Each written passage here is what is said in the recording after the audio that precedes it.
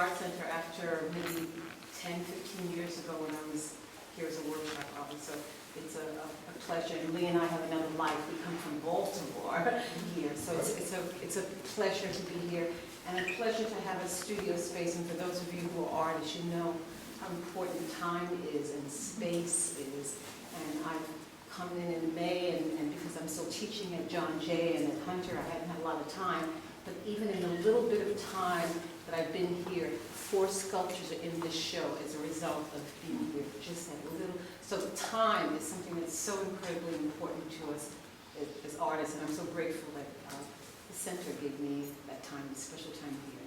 So I'd like to give you an overview of the work that's in here. It is 30 years, and the oldest work is the work that's right here in the back, and this is my house series, and it was made, I usually spend about 10 years on a body of work, and it's not that it takes 10 years to build 30 or 40 sculptures, it's just that with everything that else that's going on in my life, with teaching 4 and 5 places, to being a niece and a neighborhood person and a world traveler, it takes that amount of time to get a body of work sound for me.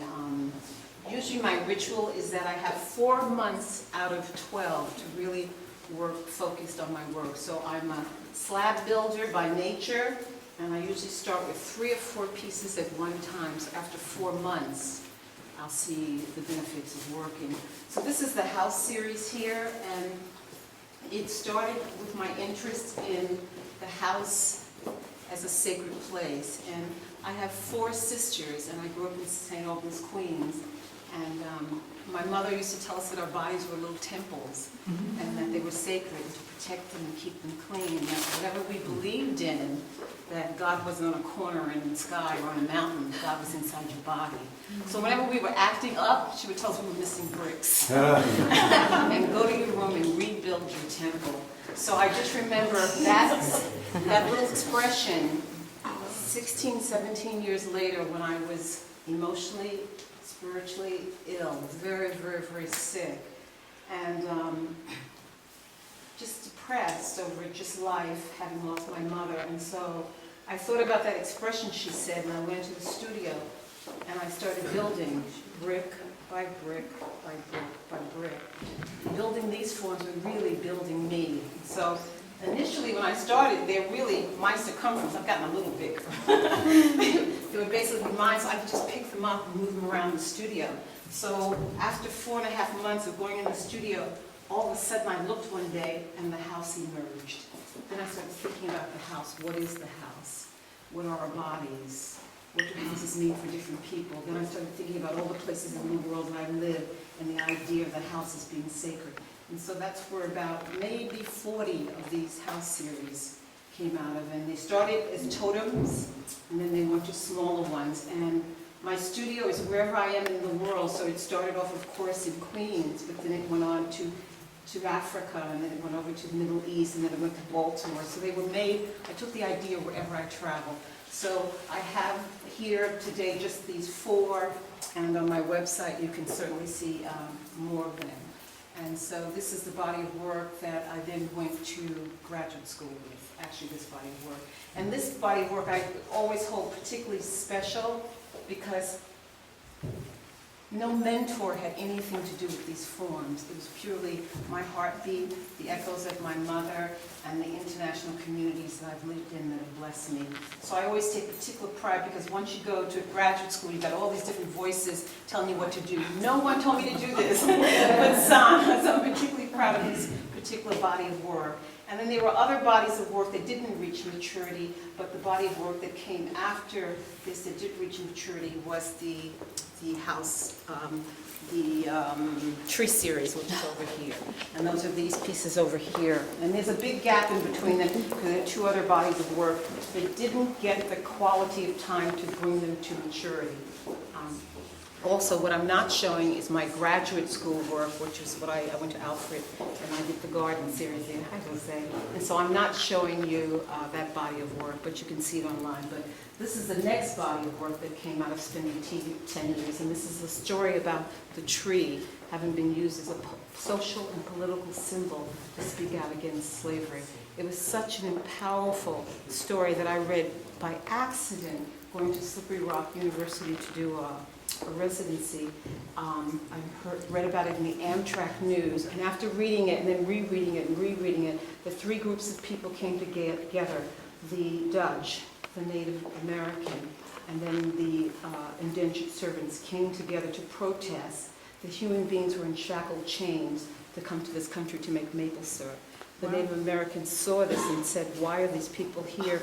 And the Dutch showed them this white powder, which was sugar, and they said, they're here for this. The Native Americans took this white powder back to their compound, gave it to their chief. They had a powwow, and they sent them back to the colonizers and said, there's a tree here that will make a syrup that will taste similar to this white sugar. Let these people go. It was such a beautiful story on Amtrak that I read. And after I read it and reread, I got so angry that why wasn't this in our history books?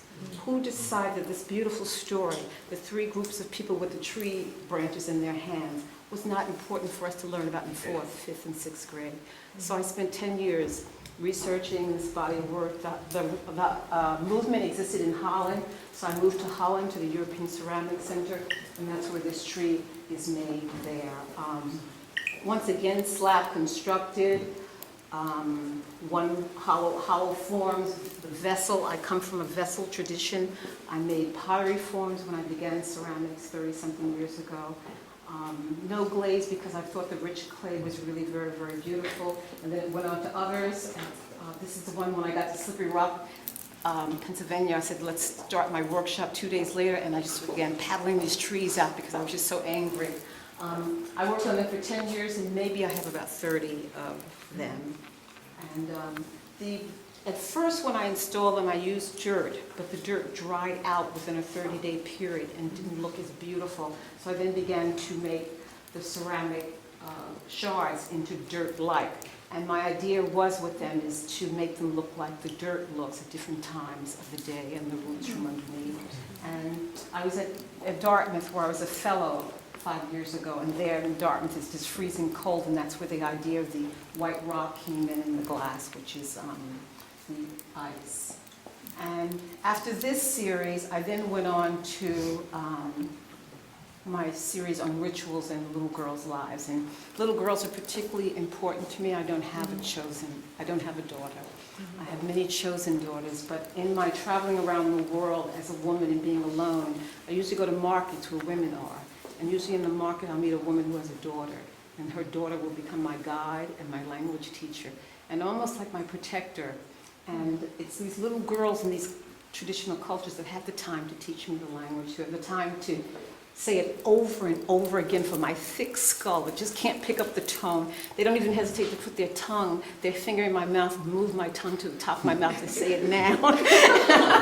Sana, say it now. I don't even look at their fingers to see what it looks like. I just say it now. And they say it over and over, and they think if they just say it louder and louder, I get it. But they're my little angels. When I get on a bus to sit down, and one of them stays at the front, and she's fussing, and I go say, what's the problem? You pay too much. And she gives me back half the fare. Or when I've walked too long and my feet have blisters, and I run to water to put my feet in, they say, no, no, no, something will eat them, Sana. These little girls really, really protect me and love me, and our roles switch. Sometimes I become their daughter, and they become my mom, and then sometimes I'm their mom, but they're precious to me, and I watch their lives. They carry the weight of their bodies on their heads by the time they're 5.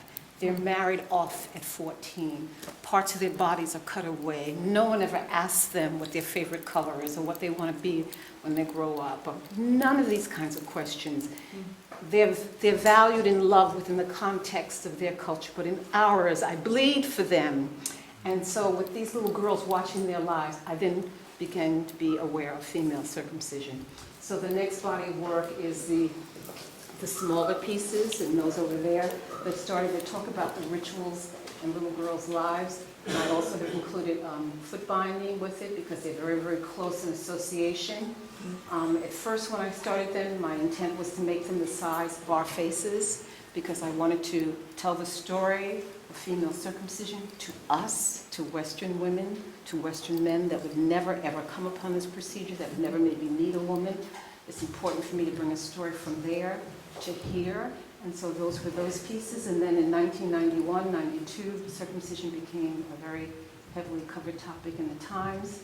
These newspapers go everywhere in the world. A little girl in a village that never, ever, ever, ever gets outside of her village all of a sudden realizes for the first time in the world that circumcision isn't something that's practiced by everybody. She now knows that this is a procedure that's indigenous to her culture and not the world. And so what happens when she gets a hint that her ritual's coming, she runs away. And she runs away. Her mother's excommunicated from the village for having not raised a good daughter. So as a result of us become aware of the news there, it made their world get smaller so that they began to circumcise as young as 7 days, 4 days, 5 days a week. So then I began making them smaller and smaller, talking about how little girls are circumcised before they reach the age of 14 or 15 when they would run away. And then also foot binding is another ritual. And then finally, the last body of work are the canvas pieces here and over there, and a smaller piece here. And that's on my 6-year experience of being in Cambodia. 6 years ago, I read this Glamour magazine about this incredible woman, Somali mom, who was from an ethnic minority in Cambodia, and at the age of 7 was sold to someone and then sold to someone else and ended up in a brothel, where she stayed until she was 19 years of age. She was violated between 10 and 30 times a night over that time period. She was lucky enough, in the 80s the world opened up for Cambodia and Western businesses started going in, and then started going to brothels, and they had a different relationship with the brothel system. They would send a little boy in and say, pick the prettiest girl. And Somali was picked one day, and she met a French man who, a long story short, married her and helped her start the Somali Mom Foundation. So I went to Cambodia after reading her story in a magazine, and I was just heartbroken over it. So I wrote her one night when I couldn't rest and asked her, first I said I was sorry for what happened to her childhood, and then hours later, sitting in front of the computer, just sick about what had happened, I read, I then wrote, what can I do? And she wrote me back, and she said, come. And I went the next 6 months, and I've been going ever since. So I went to Cambodia because of Somali Mom, but when I got to Cambodia, a world opened up to me that I was oblivious to, and that was the killing fields. I was certainly of age to know about the killing fields, but my focus, my education, I didn't learn about it in the classroom.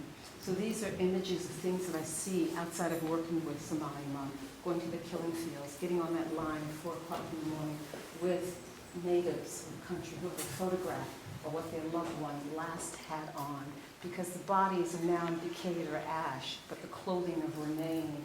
And so they'll go to a pile of debris and skeletons, and they'll look at a picture, and they'll pull out something and say, this is him, because of the outfit, and they're able to take that and bury it.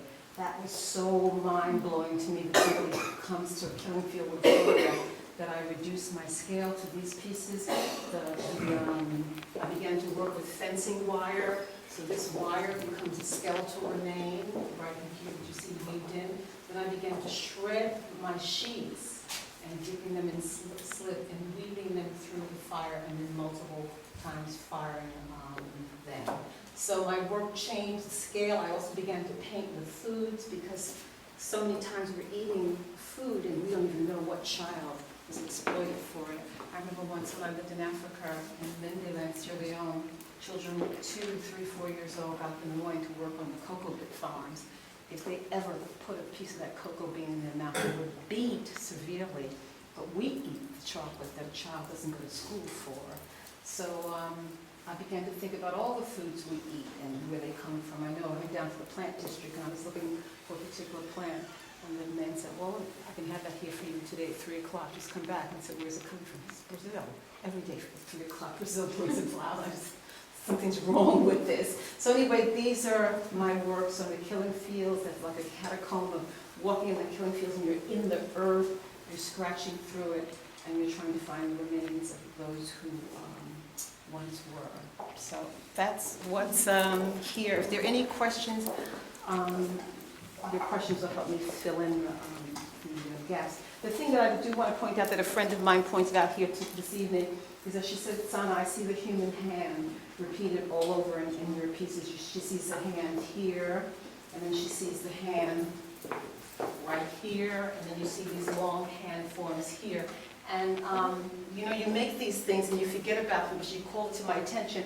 And the reason why the hands are here are for many, many reasons. One, my mother went blind in my late teens, and as a result of losing her eyesight to hemorrhaging because of diabetes, she lost her passion for living, and she stopped talking for the remainder of her life, which was the next 6 years. But what she did do for us is she used her hands to communicate with.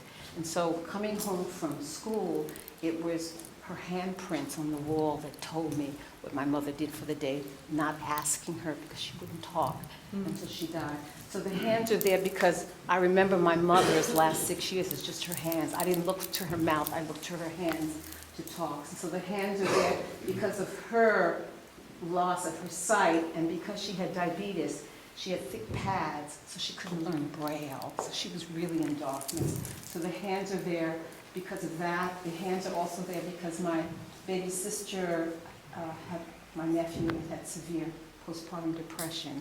And so I took my nephew for 2 years and raised him, and I lost the use of my hands for the whole entire time that I had him.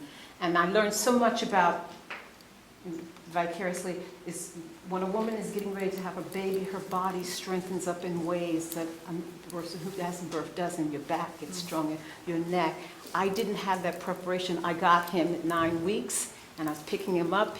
My arms weren't strong. I got a terrible, so I lost the use of my hands for 18 months. And so the hands are there because I lost the use of my hands. And then the hands are there because I can be on a bus in Africa or on a boat in India, and some woman will lean forward and grab my hand and say, get off this train tonight, somebody will hurt you, come home with me.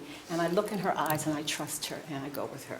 So the hands are there for those reasons and others that I've forgotten. And another thing also is this is a form right here that I've been making ever since I was probably about 8 or 9 years old. It's actually the birthmark that was on my sister's neck. And she had it surgically removed because it was ugly to her, but it was beautiful to me. So once she had it removed, and what was there was so much uglier, I began making these to agitate her. Put them all over the house. We have never gotten along. Yeah, she knows. She killed my turtle as a result of that. Anyway, this is this form that I made for years and years and years. It's also the same form that you see right here in the bar and right here in the tree. And then when I got ready to make the circumcision pieces, it's the circumcision pieces, but the reverse. So here is the bar, but here, just pinching it, and it becomes these vaginal forms. So sometimes an artist has a hiccup, something they constantly use over and over. So I would say the hand is mine, and my sister's birthmark. Okay. Any questions? I have a question. Yes. What is the significance of the part on the floor, the part in those pieces there? Say that again? The significance of the part on the floor? Over here, these are the pieces that are on circumcision, and in different installations I had different writing that goes with them, but thousands and thousands of women survive the ritual of female circumcision, and all you ever hear about is who survives, but thousands and thousands die. And so these are the altars for the women who did not survive the circumcision, or foot binding. With foot binding, women got gangrene and blood poisoning and died to death. So that's what it is there. And so those are little altars. Any other questions? Thank you all. So, again,